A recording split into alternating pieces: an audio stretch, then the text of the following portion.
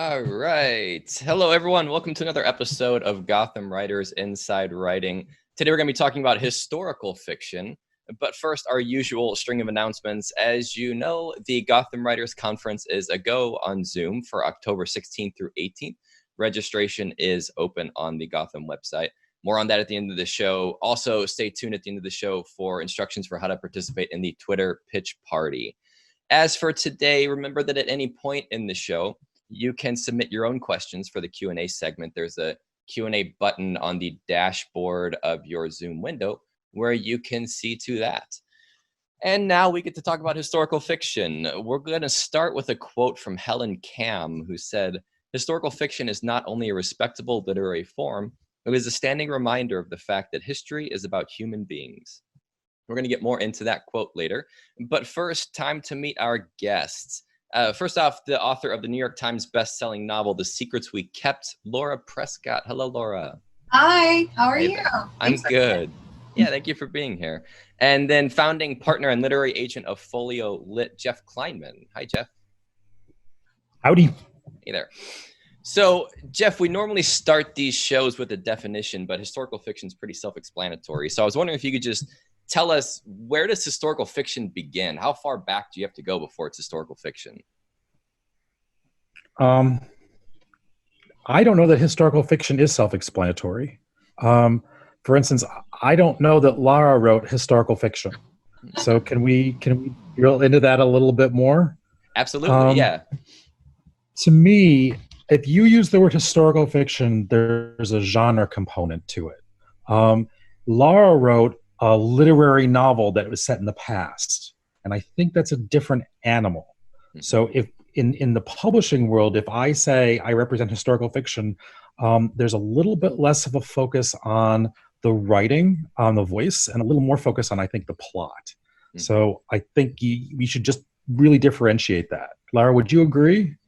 Yeah, I think it's interesting too. I think with historical fictions, people who are diehard part of the genre would say that if I made up, the weather on a particular day, then that's not historical fiction. It's really fact by fact for some people. I think there's different definitions for different people, but I would say that my book is kind of defies all different genres. I think some people classify it as a spy book. Some people classify it as historical fiction. To me, it's just a novel, a literary novel that is set in the past that I used history to fictionalize.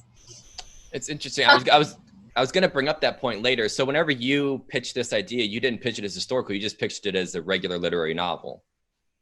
Yeah, the way that how I pitched it to Jeff, or how did Jeff pitch it to publishers? Let's start with how you pitched it to Jeff.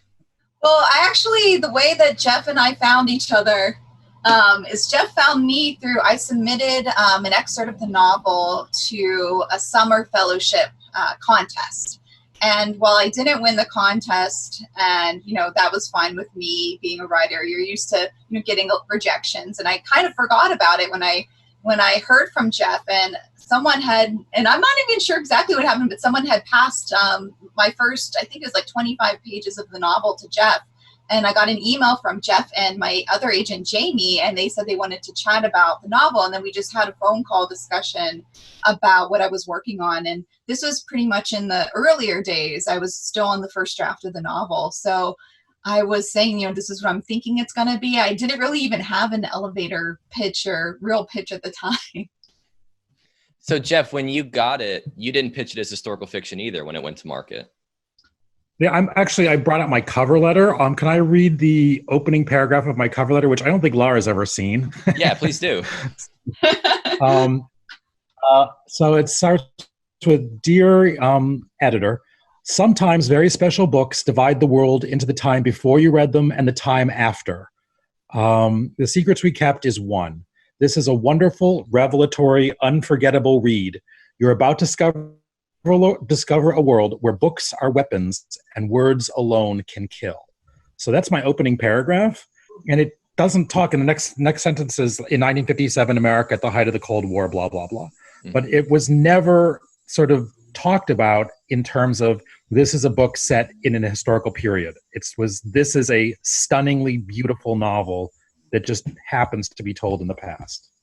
So So- I think when you're talking to a lot of the agents out there, we really differentiate between book club fiction that's set in the past and a genre historical novel. And you said the main difference there is just the focus on the plot. No, well, the big thing to me is I kind of differentiate books into three categories. Commercial fiction is really plot driven.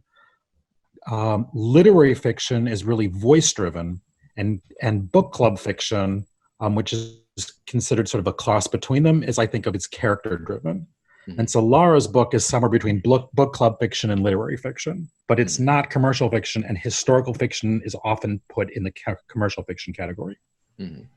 So you brought up a lot of interesting points, and I do want to address a lot of them later, such as character.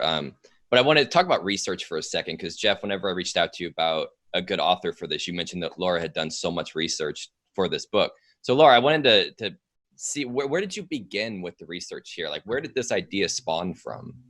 Yeah, so I was named Lara after the main character of Dr. Zhivago, which my novel revolves around, this almost secret history behind the publication of Dr. Zhivago and how the CIA used it as a weapon during the Cold War. And so I'd always had this love for the novel and a love for Boris Pasternak, a love for the David Lean film. And it was in 2014 that my father had emailed me this Washington Post article by Peter Finn and Petra Kuve. And what they had done, they had petitioned the CIA to release these documents detailing their mission of how they used Dr. Zhivago as a tool of propaganda. And I was really just struck with the thought that a book could be seen as a weapon and have been used as a weapon. And I had this background in politics. I worked on political campaigns for a number of years living in Washington, D.C. And so it kind of met all these different strange passions of my life of Dr. Zhivago and propaganda and words being able to change the hearts and minds of people. And so after I read that, I went immediately to the CIA's website to read. There's about 100 documents. They're all redacted, memos and reports detailing this almost stranger than fiction mission. And it was then that I thought this could be a novel. And I think I emailed my husband and said, this is going to be my next novel, my first novel. I have a novel in the drawer that never made it out, but this is going to be my first published novel. And from there, I just really started researching everything I could about the early days of the CIA, as many first-person accounts as I could find. I started researching everything about Boris Pasternak. And what I found that I was mostly drawn to maybe the people behind the usual suspects. So for Boris Pasternak, I was really drawn to Olga Ivanskaya, who was his mistress and muse. And I read her account of all that happened during this mission and the writing of Dr. Zhivago and everything she went through. She published her own book called A Captive of Time. And, it just goes from there. I think I spent months and months reading all of these, a lot of primary resources, a lot of memos, reports, documentaries, before I started thinking, who could the voice come from? Where is this voice coming from? And it did come from those first CIA documents that I read, because I started thinking of the voice of a typing poll for the CIA. So that was the first voice that came to me, and it just went from there. But the research never stopped. I'm in my little writing shed in Austin, Texas, but in my house I have, a bookshelf with a full giant row of all the research books and magazines and, Times cover of Boris Pasternak and like a 1959 article in Life magazine, all of these random things I found on eBay and auction sites. I just kept collecting throughout the writing process. And Jeff, when it comes to research, is there a way for a writer to know when they have enough research, or does it ever stop? Should they keep researching? I feel like research is one of those really scary rabbit holes for people to go down. I think it's problematic for two reasons. One, I think you never know enough, and so you can just keep like delving deeper and deeper and deeper. Well, what kind of shoes did they wear, and what kind of heels? What did the soles of the heels look like? Because maybe there's a scene where she's sitting on a couch and he's looking at the sole of her shoe. So I should go out and research everything about 1950s shoes. And I don't think that's a problem. The problem is that it's easy to go down that way, and it's easy to let you get intimidated by it, that you've done all this research. And then it feels like with a big thing that happens, and it happens almost every case when I see a novel that's set in the past, and that is the author's done all this research. Well, I figured out what kind of sole of the shoe she's wearing, so I need to put that in somewhere. She flashed her white sole of her shoe at him. And, and the trick is, to me, it's you do all the research and then you forget it. You let it go and you just write the flipping book. And then when you're rewriting it and the revision process, maybe you'll put in some more of these details. But I really, really feel strongly that if you're writing and you want to show off your research, it's going to be a problem. Yeah, that's definitely true. And if you're reading a book that is just fact after fact after fact, like you're reading a Wikipedia article, it seems like, why didn't the author just write a nonfiction book? This isn't about character. This isn't about, feeling.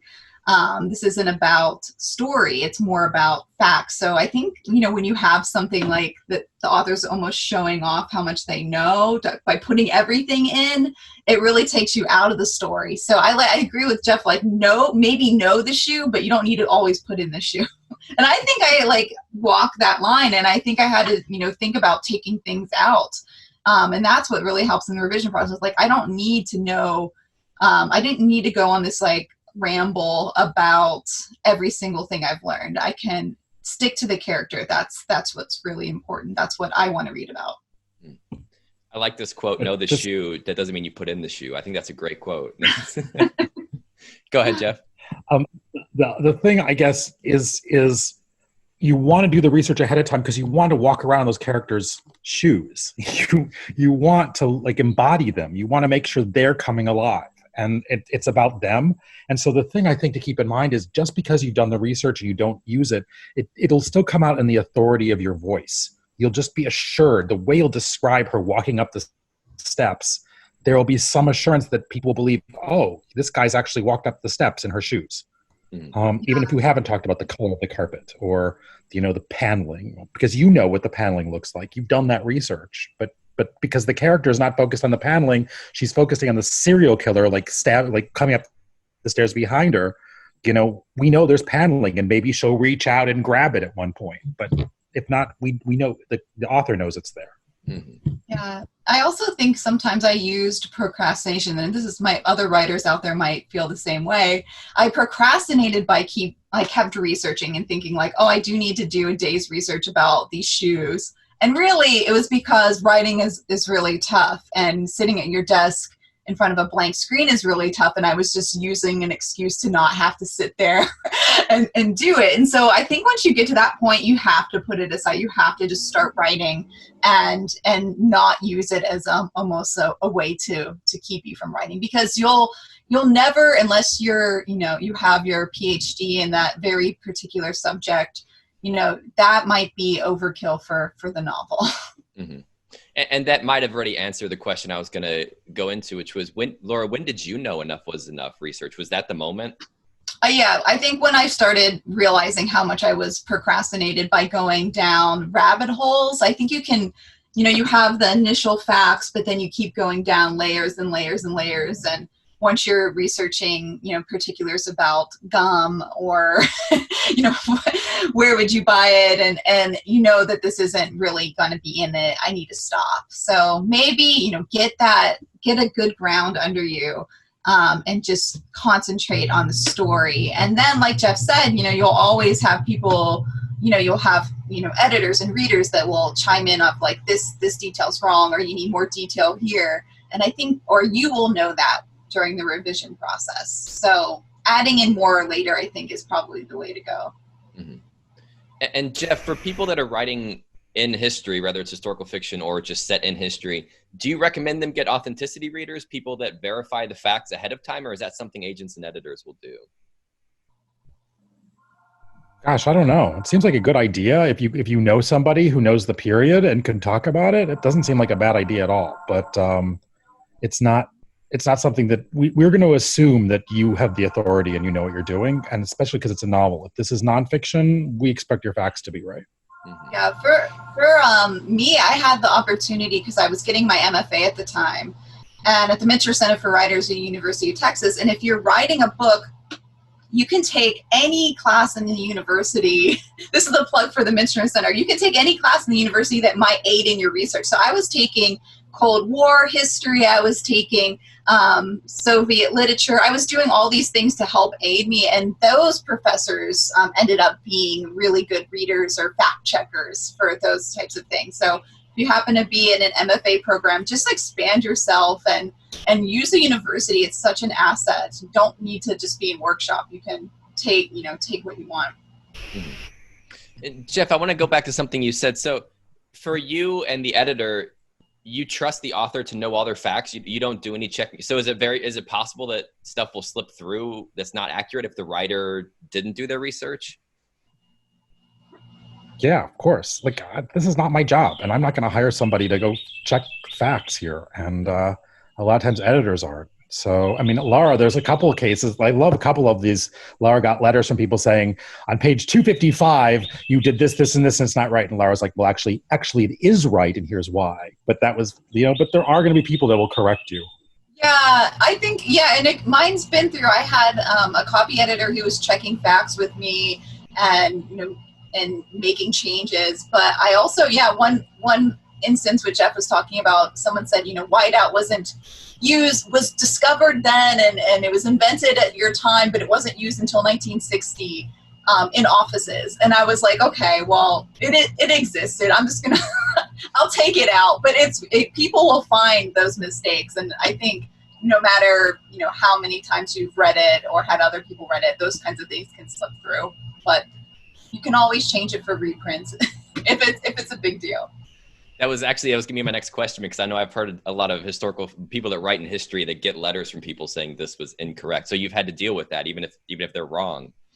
Yeah, and I think a lot of authors have people point things out like that through emails, and really impassioned whiteout supporters of Correction Inc. And so you'll hear it, and I think most of my writer friends have heard little things like that, whether it's been historical or not. Mm-hmm. So Jeff, I'm fine with it. I do like proving them wrong if I knew it was wrong, but I thank them and tell them thanks for being a keen reader. Jeff, with Laura's book, it seems like the subject matter of the book definitely resonates with a modern audience, even though it is set in the past. Is that a big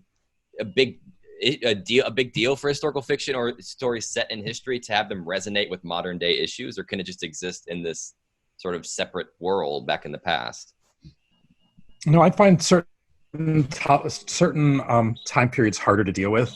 Like 18th century pirate stories, like seafaring stories, stuff like that feels a little harder in this world. And one of the things that I think you want, the point of a novel is one of the points of a novel is it kind of acts as a mirror to show up the world we live in.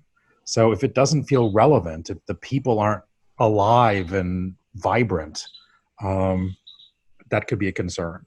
Mm-hmm. But I'm just going to kind of recircling back, because it feels like we're dancing around all the other things. And I know we have to talk about character, but you read books, it's the characters that we're going to care about. It's if you make the character that vivid and that interesting, then fine, set it in 18th century England on a pirate ship.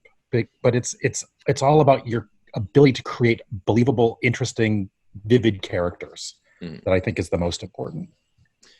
And as a writer, you can have the best idea or discover the coolest thing in history that no one's written about, but it really doesn't go anywhere unless you find that voice or you find that character. You can have a million of those ideas and it will never transform itself into a story. I think finding that voice is the most important part. Even if you thought you have this really clever thing, that only gets you to 10 pages. It's not going to get you a novel.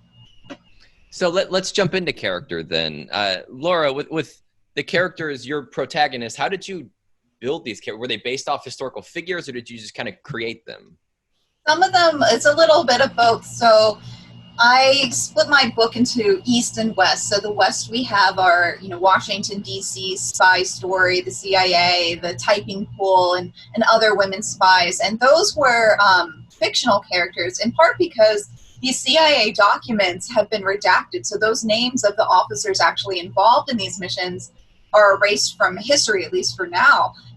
everyone except the man who would sign the memo at the end of the day would be like Alan Dulles, the boss.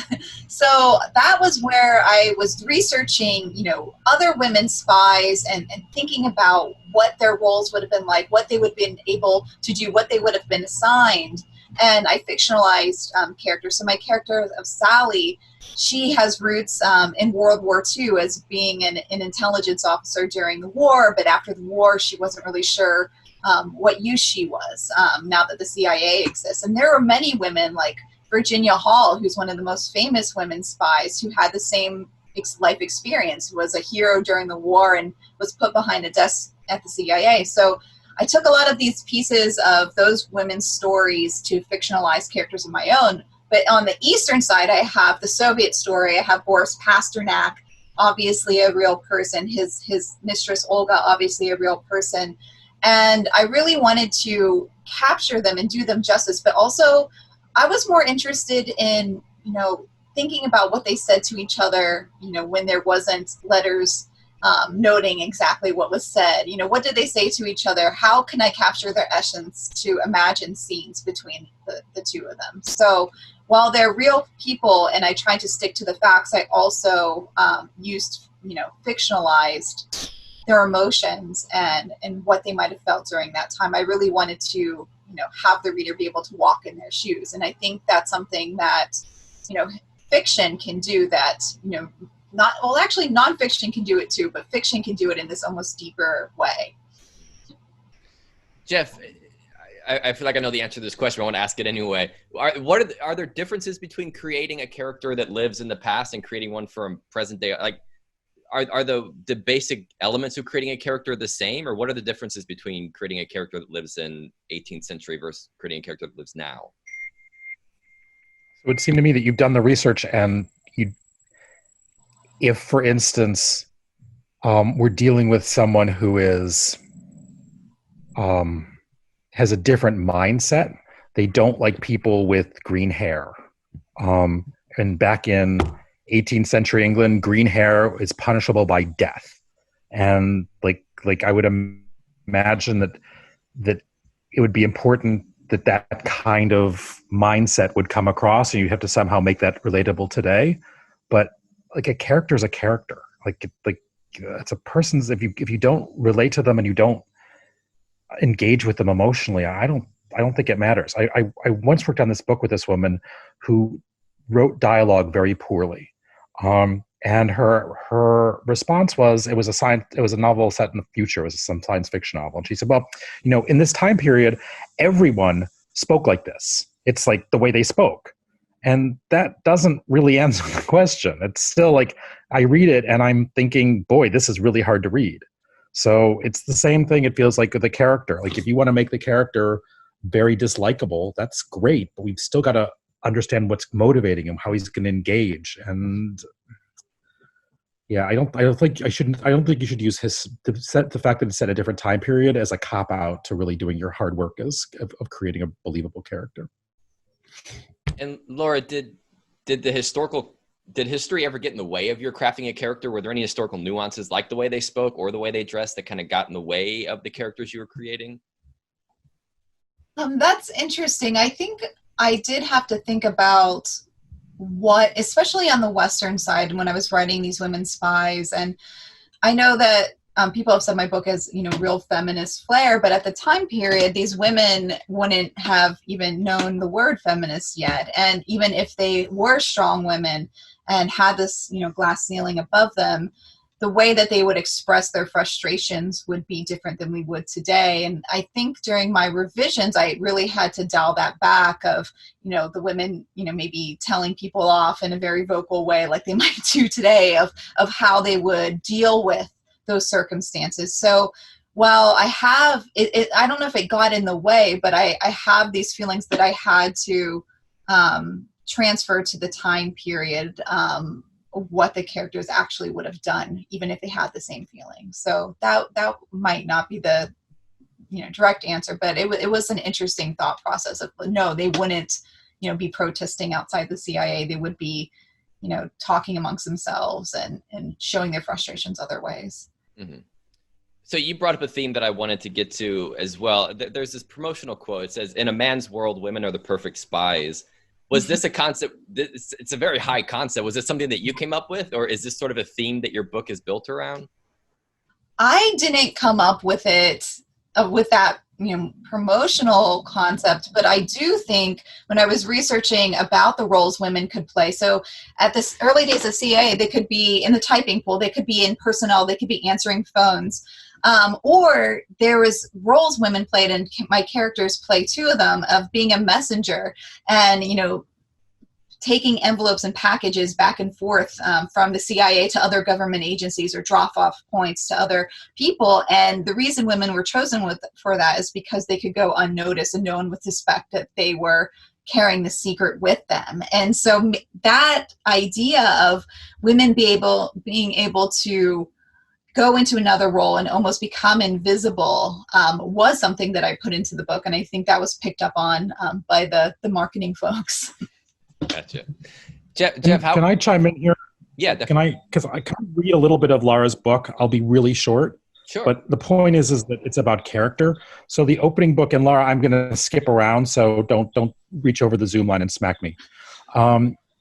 It starts with, "We typed 100 words per minute and never missed a syllable. Our identical desks were each equipped with a mint-shelled Royal Quiet Deluxe typewriter, a black Western Electric rotary phone, and a stack of yellow steno pads." So there's a lot of detail here. And all you know is that the people are paying attention, right? And there's something very focused about the way these people wrote. These people are looking at things. We typed 100 words per minute and never missed a syllable. It's really important to them. And you realize in the next paragraph, it's because that's all they're doing is sitting here. They're sitting there staring at this desk all day. And I'm going to go a little bit further because it talks a little bit about what you were just asking her. The men would arrive around 10. One by one, they'd pull us into their offices. We'd sit in small chairs pushed into the corner while they'd sit behind their large mahogany desks or pace the carpet while speaking to the ceiling. We'd listen. We'd record. We were their audience of one for their memos, reports, write-ups, lunch orders. It keeps going, but then sometimes they'd refer to us not by name, but by hair color or body type. Blondie, red, tits. We had our secret names for them too. Grabber, coffee breath, teeth. They would call us girls, but we were not. So the reason I read that is because there's a lot of research that went in here, but what's important here is that these women are super pissed off. These women are sitting there in front of these typewriters, and these guys are pigs, and they are freaking mad. And that's what that chapter does. It's not about, let me tell you what the CIA typing pool is sitting in. Let me tell you what their offices look like. Mm-hmm. It's let me tell you what it's like to sit here and be brilliant and be totally ignored. So that's the point of a novel, is it's about the character, it's about the emotion that drives it. And everybody gets stuck on, like most people that are not as talented as Lara would have given us a description of, I'm sitting in the room and I'm looking at the desk and I'm doing all this stuff. And that's not what's important. What's important is they are ignored. And Lara showed them being ignored rather than told us they're ignored. Mm-hmm. I'm off my soapbox now. No. I like it. Yeah, no, thank you for sharing that. And that said, I was going to, speaking of things that are important in stories, I was going to ask you, Jeff, how important theme is in a story, because there are some clear themes radiating in Laura's book. Is that something that you look for when you're evaluating a story? I just sit down and read it. And like all I do is want to fall in, I was reading this novel. This is several months ago. I was on the subway in New York City that used to exist. And it was a thing it was a seance set in the 19th century. And I was supposed to get off at 42nd Street, and I missed 42nd Street and almost missed the 34th Street stop. And I looked up, I'm like, oh my God. And I don't know if there were themes, I guess there were. And I don't know, I was just reading and I was caught up in the action. Like Lara's book, you're caught up in it. And that's the point. So your job as authors is primarily to make me engage. And I think authors forget that. It's interesting. Yeah, I think I do. I think the themes were pointed out to me, and it's not something that I was going in with, if that makes sense. I wasn't going in thinking, I want to prove this point. It was pointed out to me, oh, you know, you're really writing mostly about women and you must have this take. And it's really, I think I was just following my passions. And I think that's what makes something readable. And you can tell when an author becomes almost obsessed with the topic. It's not that I wanted to prove some point. It's just that I was inhabiting what I thought it was like to be them, and it takes over. That said, yeah, I think, you know, I think these themes are something that I will carry on with me to the next book, or just things I'm interested in, not necessarily themes. I'm interested in the power of literature. I'm interested in, you know, stories of people who might not have had their stories told. There's just little things that I think I'm interested every day when I look at the news, or every day when I pick up another book to read. That just stays with me. Mm-hmm. So I want to change gear a little bit, bring up another quote. George R. R. Martin said that his problem with historical fiction is that you know what's going to happen in the end. Lara, obviously we know how the Cold War turned out. Did that ever affect your writing of the story, with knowing that people knew what was going to happen, or could find out what was going to happen, essentially?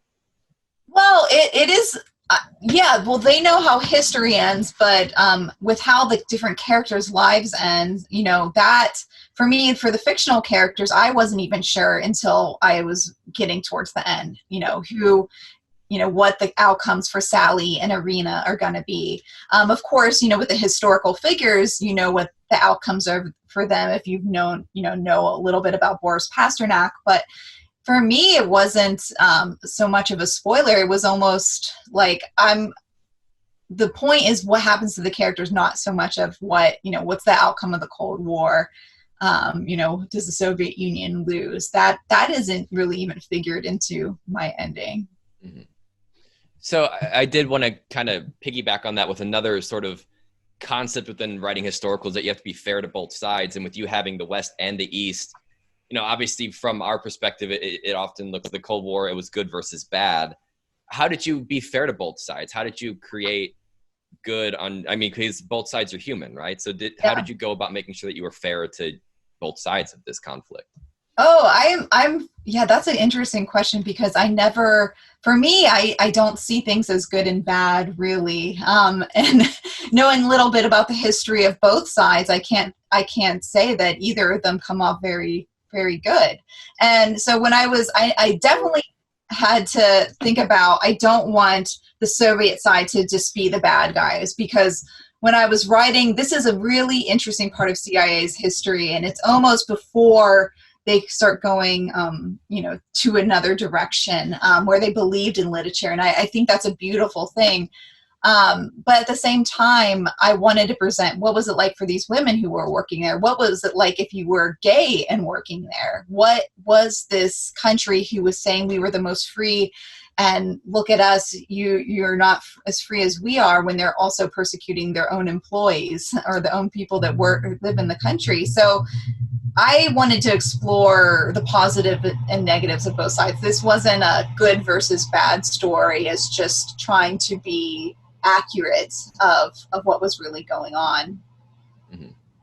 And Jeff, do you think it's an important thing for people writing in history to be fair to both sides, or does that not matter? I don't care. Gotcha. So I want to talk about world building before we get into audience questions. Obviously tied into research and authenticity, but Jeff, what was it about Laura's world building, where the story was set, that really made it pop?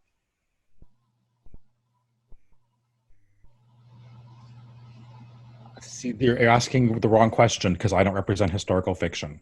So I represent novels, and what made it pop was the voice and the assurance in the writing. And, you know, the nice thing that I want to have is some kind of premise that I can talk about really briefly. So I was having dinner with two of the editors. They ended up bidding on Lara's book, and we're talking about what we had all going up there. And I told you this. I know I told you this like a long time ago. You might have. I was having dinner with them like before I went out with the book, and I can talk about it very briefly. How it's in 1957, the CIA tried to foment rebellion by dropping copies of Dr. Zhivago all over Russia, and this is partially that story told from the perspective of this typing pool, these brilliant women who ended up typing the manuscript. And when I told them that, like this one woman, she grabbed me. She was so nice to me. She like literally grabbed me. She's like, "Is that ready to go yet?" I'm like, "No, she's working on revisions." She's like, "I'll work on revisions with her. How soon can I see it?" So, and they were both like, they both got the manuscript. But the point is that if you can talk about something succinctly and you get people engaged, as long as it's like a premise that sounds interesting, I don't know that we have to have a time period or anything else. I'd focus more on the story and is there a premise that's strong? Mm-hmm. So Laura, from getting that initial idea to seeing the book hit the shelves, what would you say was the most difficult part of the journey? For me, I think the first draft for me is always the most difficult because I like to explore. I like to kind of outline as I'm going along and go down different routes and then piece everything together. I write really long and then I, splice it up and find the structure. And I think that exploration can come with a lot of frustration where you're wondering if you can finish, if you can do it. And I remember when I was in my MFA program, George Saunders came to speak with our class, and he said, every day I have to get up and almost game myself into writing while I'm working on this first draft, because every day I'm like, oh my gosh, I don't know what I'm doing. And this is George Saunders, who I look up to so much. And he was like, you don't know what you're doing. You think you can't do it. Everything you wrote the day before was, shit. He's like, you have to game yourself and to keep going. And I think that's the trick with the first draft is every day you just sit down and you try to work, and you can't let yourself get almost caught up on, is this going to be the best thing ever? Is this okay? Can I do it? You just have to do it. And so I think that's always a mental challenge. And it took me the longest amount of time to write that first draft. And when you come to the revisions and you kind of see it, that's almost, for me, the fun part. And then working with the editor is extraordinary too. So yeah, it gets a little easier after that blank page for me. Mm. And Jeff, for you, from offering representation to seeing it on shelves, what was the most difficult part for you? It sounds like everything lined up pretty neatly with all the editors being so excited for it, but was there a particular part where it hit a snag or where you had difficulty with it? I think the hardest part in anything is the revision process with the author. The way we normally work, it was a little bit different with Lara, but normally the way you work is you send the author sends the book to you, and you read it, and you really like it, but there are some issues, and the issues are not going to be overwhelming. They don't make you stop, and you like the book a lot, or you love the book, but there are these things you want to tweak. And then you go back to the author and you say, here's what I think you should do. And the author either agrees or doesn't. If the author doesn't agree, that may be fine. It may be that you just have different visions of the book. But often the author's like, oh yeah, this makes sense. And then the author revises, and maybe the author spends 9 months revising. And then they send it back to you again, and you read it, or you get your reader to read it. And there are new issues that have come up, and you have to revise again. And so maybe there's another 6 months of revising, and you go back and forth, and you think, and most of you people like are listening are like, oh well, that's fine, I'll just do it. But there you get to a point with an author, and you just know they're not going to make any more revisions. You get to that point, and you're like, okay, this is as good as it's going to get. And we have a joke in Folio that we call it, we want to get to the point where the book is microwavable, so the editor can stick the book in the microwave, press start for 30 seconds, and have a book finished. And what authors don't realize is that it's so tough to sell a novel. You really want it firing on all cylinders, and authors just get weary of it. And that, to me, is the hardest part of the process. Mm-hmm.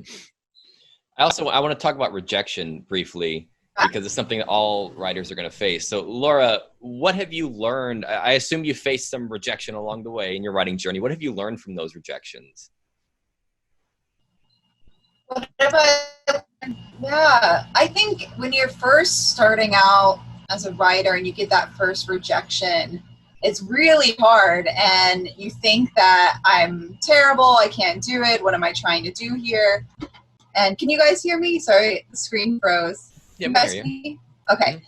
Mm-hmm. And I think your self-esteem really plummets. But the good thing about sending your work out there, sending it to literary magazines, I was applying to MFA programs. I didn't get in the first time. It gives you this, almost a crust that the rejections don't hurt as much. You feel like, that's that person's opinion, but I finally got published, or I got into this other thing. And I think that rejections just teach you, for me, it taught me to work harder. I mean, when I didn't get into my MFA programs the first time, I cried, and then I said, I'm going to write the best story that I've ever written.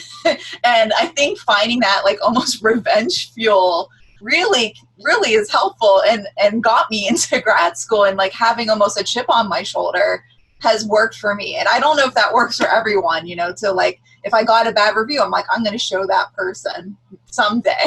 I'm going to show them what I can do.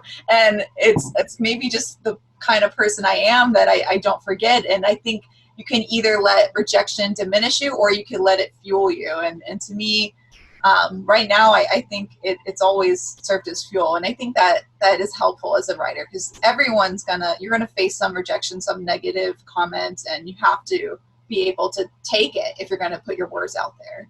Mm-hmm.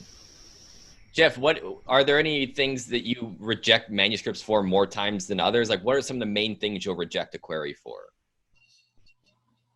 The thing about this job that sucks so much is it feels like agents are the kings of rejection. Like, all we do is reject people and get rejected by other people. It's like we're like so beaten. I think the biggest reason, though, that we end up not taking on a project is I look on two things. I look at the premise, and there's a question in the Q&A, what makes a strong premise? And the answer to me is talk about it to your friends or your librarian or someone, and see if they go, oh, wow, holy crap, that sounds amazing. And if they go, oh, then that's probably not a strong premise. And I think really focusing, you're going to spend, let's just say you spend a year writing this thing for a couple hours a day. It totally sucks. So at least if you're going to spend the time, make sure that it feels like the premise itself is something that people are going to go, oh my gosh, that sounds amazing. And the other thing is, I just don't find the writing usually is strong enough. So I have a team of readers, and I tell them to read until they stop. And you stop because, for whatever reason, the dialogue isn't strong enough. The characters aren't believable.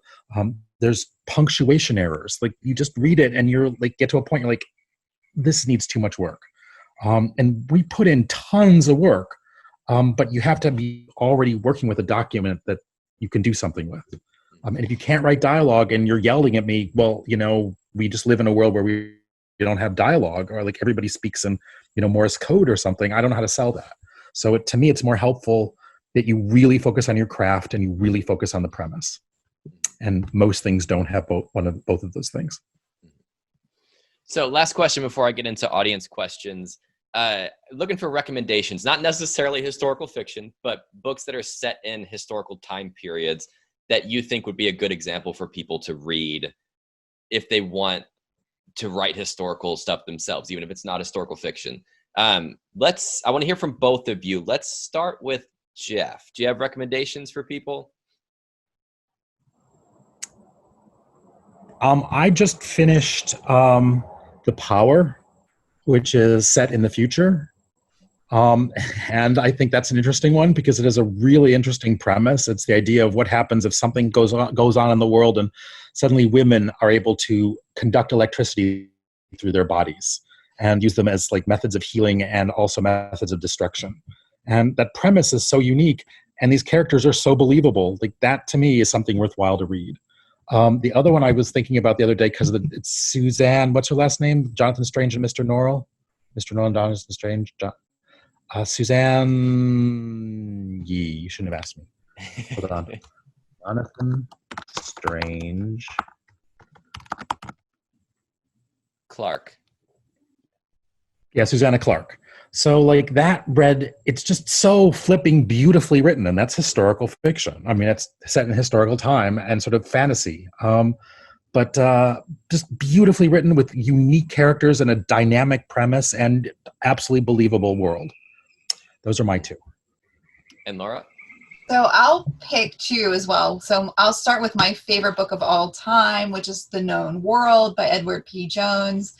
And that book, I think I go back to again and again, along with his short stories set in Washington, D.C. But that is fiction set in the past, and it is absolutely one of the most beautiful, heart-wrenching novels I've read, about a Black man who is actually a slave owner, and goes into almost 100 different characters' perspectives, and it's a work of art. And the book that I just finished 2 days ago, and I actually had the chance to interview the author yesterday, Tiffany McDaniel's new book, Betty, that came out. And it's set in the 1930s, 1960s, and it's a family saga in Appalachia, Ohio. And I thought it was just the characters is what drove that book, and this family, all surrounding this little girl coming of age named Betty. And it just was really an amazing novel. So, and I don't think either of those books, like necessarily people would say those are historical fiction. They're just great novels, but they are set in the past. All right, so I want to get into audience questions now. First one is for you, Laura. In the revision process, how did you decide what details to retain or to delete? What was your criterion, and how painful was that process? The revision process, so there's a lot of things going on. I think the best tip I have for writers is to read it out loud. And if you're stumbling or find yourself almost glazing over yourself certain sections, think about cutting it or think about revising it. So there's parts where I was reading it out loud and I go off on a tangent, and I almost was like kind of reading it faster to get through it. I'm like, this is because it's boring, even to me, who's trying to read it and see if I want it. So I cut those things. So it's not necessarily details. It could be dialogue, it could be something else. But if you're reading it out loud and you're stumbling, it's time to set a check mark and then go back to that. Does that need to be, expanded, or does it need to be cut? And also my husband, who's my first reader, he's great at saying, Lara, you're rambling on. He's like, you should cut this. And I think it's hard at first when you're looking at, like, if you're working with like 20,000 words on the page, you're like, oh, I don't think I should cut these. Like, I really want to hold on to that. But I think the longer you work with something and you're just, I don't have any, I'm like, sure, let's get rid of it.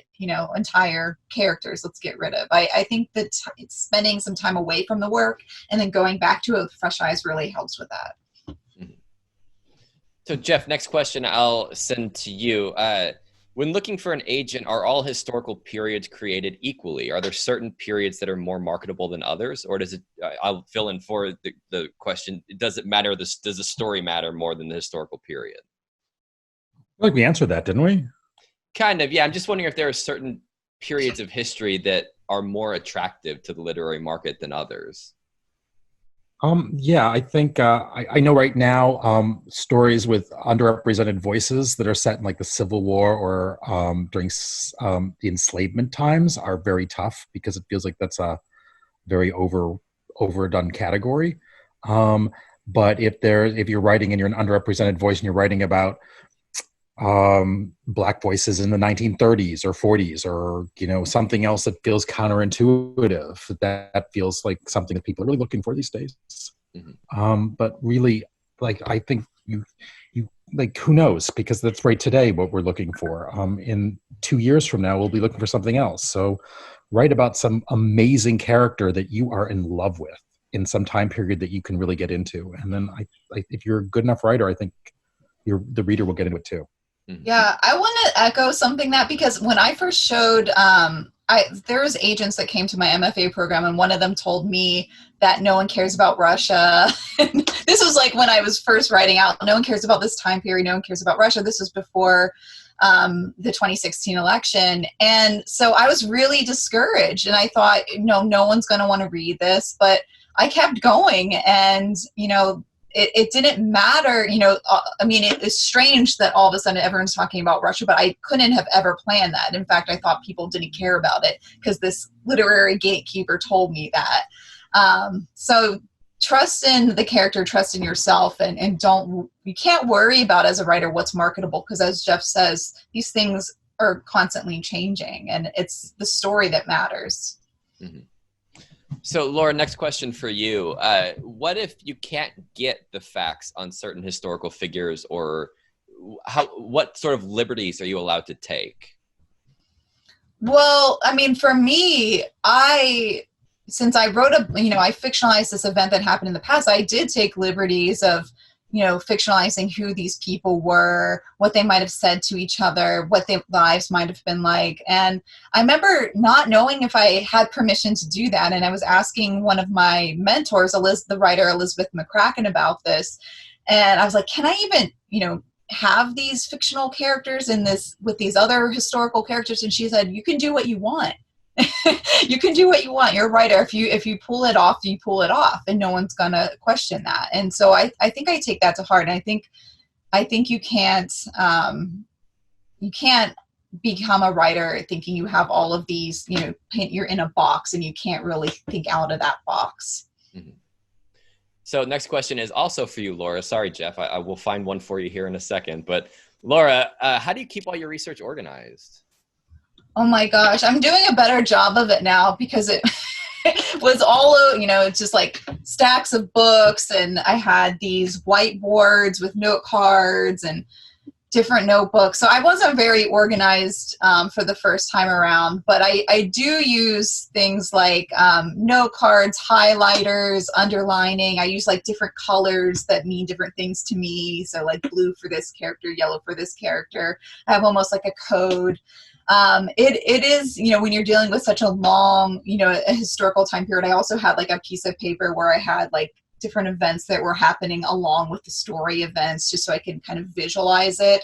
It helps to, for me, it helps to kind of have a visual representation of the research up on the wall while I'm writing, especially like the structure once I have it, and I'm constantly moving things around. So, but yeah, I was always like, was that in this book? Was that in this book? And I would like take like 10 books from the shelf and have to find it again, especially during the revision process. Like, what was that fact? I need to find it again. So, but I keep everything. I keep anything I've ever looked up. I bookmark everything. I keep everything. Mm-hmm. So you find it eventually. So I want to get one last question in for both of you. We'll start with you, Jeff. Just if you could give people that are writing in history, whether historical fiction or just regular fiction set in history, a piece of advice, what is one piece of advice you would give to them? I kind of did, like, write a great, like, really learn how to write, like, really focus on the voice. Don't like leave the research behind, and write a great story with emotionally compelling characters. And don't use research as a cop-out. It's historical fiction. You read books because you want to read about people being transformed through conflict. That's what a novel is. And it's great icing on the cake if you can learn something too, and it's set in a time period that would be interesting. But you're reading about the character. That's the key thing. Laura, same question to you. If you could give them one piece of advice. My biggest piece of advice is to just sit down, do the work. Don't doubt yourself. Just keep going. It will come. And if you are a writer, I think that you will keep going and you will perfect your craft. And, for me, it was always reading, always taking in, what other masters of the art are doing, and thinking about literature from a writer's perspective. And that will help you with the craft as well. Mm-hmm.